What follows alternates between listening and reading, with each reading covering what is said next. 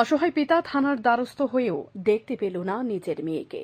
ঘটনার বিবরণী জানা যায়, আমতলী থানাধীন ফুলতলী এলাকার বিকাশ দেব পিতা নিখিল দেবের স্ত্রীর সঙ্গে সামান্য কথা কাটাকাটি হওয়াতে শ্রী বিকাশ দেবের দুই কন্যাকে নিয়ে বাড়ি থেকে বেরিয়ে মধুপুর ৩০ কার্ড এলাকায় বাপের বাড়িতে চলে যায়। পরবর্তী সময়ে বিকাশ দেবের বড় কন্যা ফোন করে বলে বাবাকে বাড়িতে নিয়ে আসার জন্য। সেই ঘটনা অনুযায়ী বিকাশ দেব মেয়েকে আনার জন্য শ্বশুর বাড়ি যায়। পরবর্তী সময় শ্বশুর বাড়ি গিয়ে মেয়েকে নিয়ে আসার সময় নিজ শ্যালক সহ শ্বশুর বাড়ির লোকজন প্রচণ্ডভাবে মারধর করে উনার কন্যাকে আটক করে রেখে দেয়।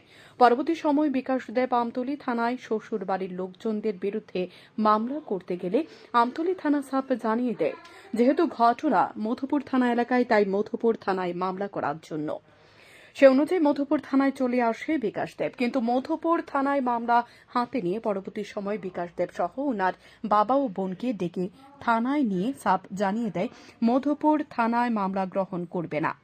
তাদের বলা হয় আমতলী থানায় যাওয়ার জন্য। অন্যদিকে বিকাশ দেবের মেয়ে ফোন করে বারবার বাবাকে অনুরোধ করছে মেয়েকে বাড়িতে নিয়ে আসার জন্য, কিন্তু দুই থানার তালবাহানাতে অসহায় পিতা তার কন্যার কাছ থেকে বঞ্চিত হচ্ছে।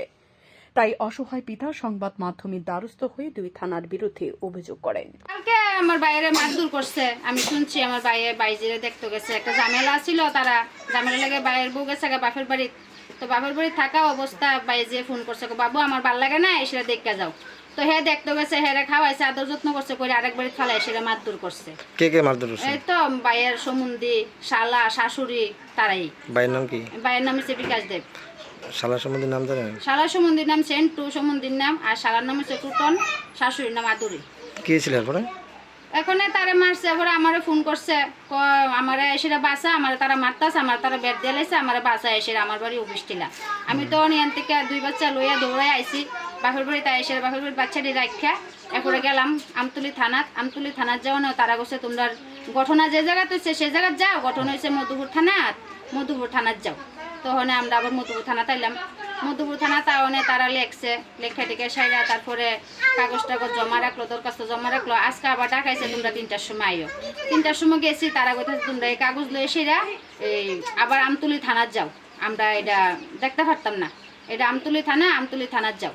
তারা এই কথা কয়ে এসিরা মানে আমরা ফর্ম দরখাস্ত ডিল দিয়ে ফেলাই দিছে। তারা কোনো এলাই করতেছে না, আমরা ভাত তৈরি দিতেছে না যে আমার বাইরে মারলো, এটা কত তদন্ত করবো না করবো। আচ্ছা তারা গেছে শুনছি, কি তদন্ত করছে? ভাইয়ের শ্বশুর বাড়ি কোনখানে? ভাইয়ের শ্বশুর বাড়ি 30 কাঠ।